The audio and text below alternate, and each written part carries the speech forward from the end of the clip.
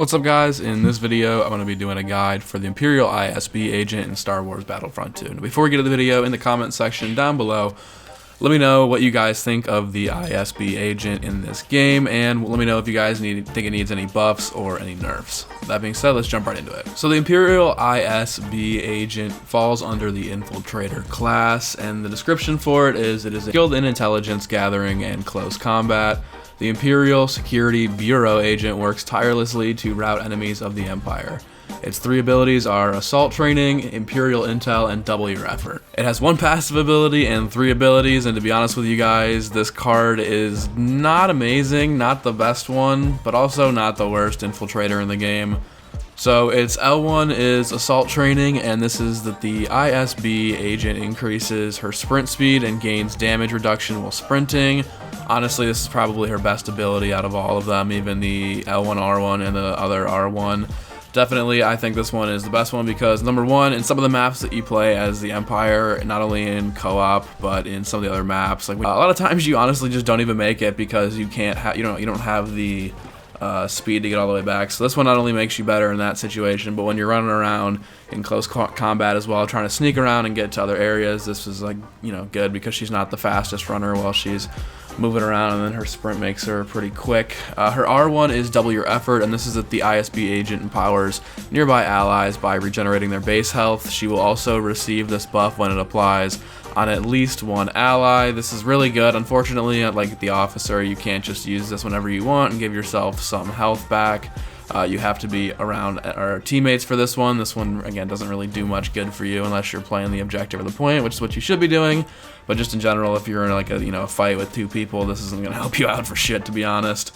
And then her L1 and her R1 is the Imperial Intel, and this is the scan the area to reveal 4 closest enemies. The number of enemies you can reveal is increased by defeating more of the enemies around you.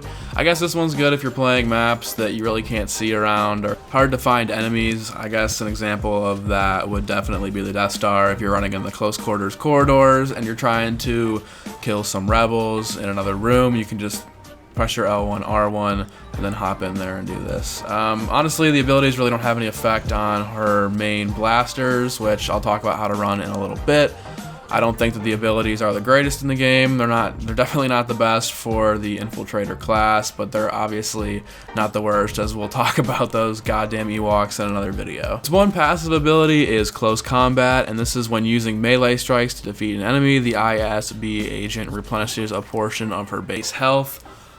This is probably the best one because I'd have to say her best ability is her melee, which is only about 2 or 3 hits to a normal trooper class, and it'll really mess up a lot of heroes too if you get them in a 1v1 or if you kind of come out of nowhere and try to get a couple of melees, and you can probably take off half their health like it's nothing, like you're just damaging a regular trooper class. So this definitely helps up close. It's got a really cool animation, and I think that the passive ability here actually ends up being probably the best one on the card. She has dual wield pistols, and the left pistol is actually kind of really good. I would suggest using this if you're running up on an enemy. Charge this up, shoot it at your enemy, and then use your R1 pistol. The R1 pistol is more of just like your normal officer pistol, but it does very, very little damage. It's not very good at all, even for melting in a one-on-one if you're up close. I would really suggest using your charge up shot, spray it into a crowd, and then run up and use your pistol to kind of take off the rest of the damage that it does.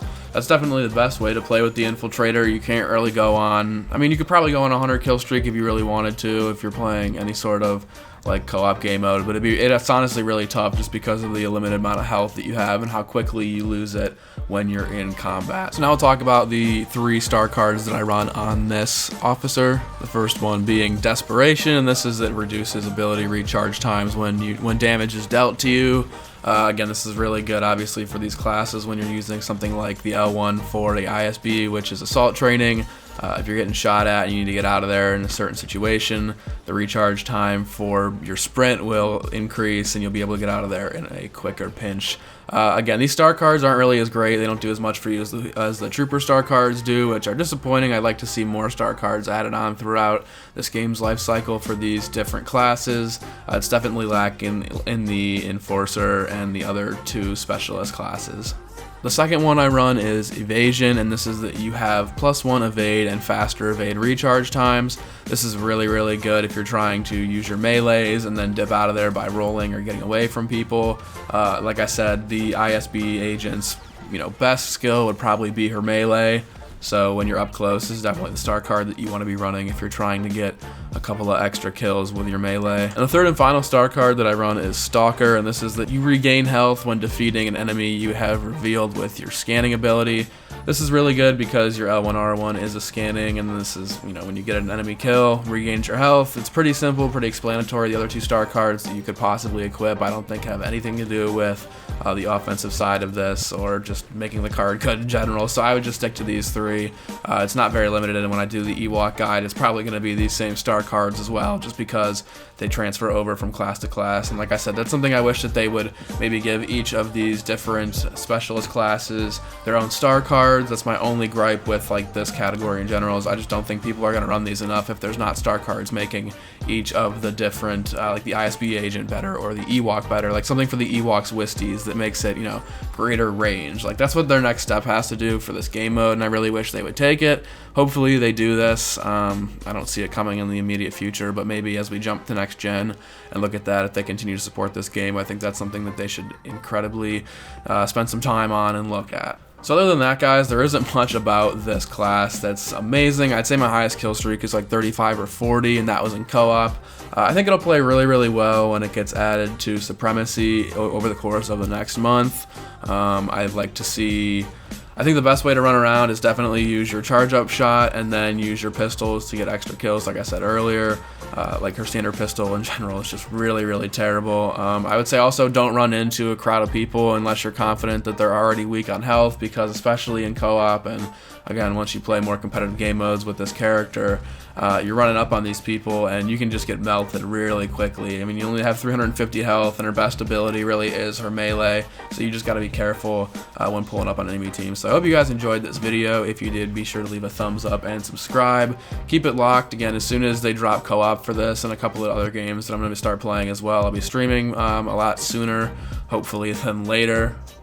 So if you want to see some Battlefront or some COD or some Lego Star Wars or whatever game comes out that's fun at the time that I'm playing, keep it locked to this channel. I hope you guys enjoyed. I'm out.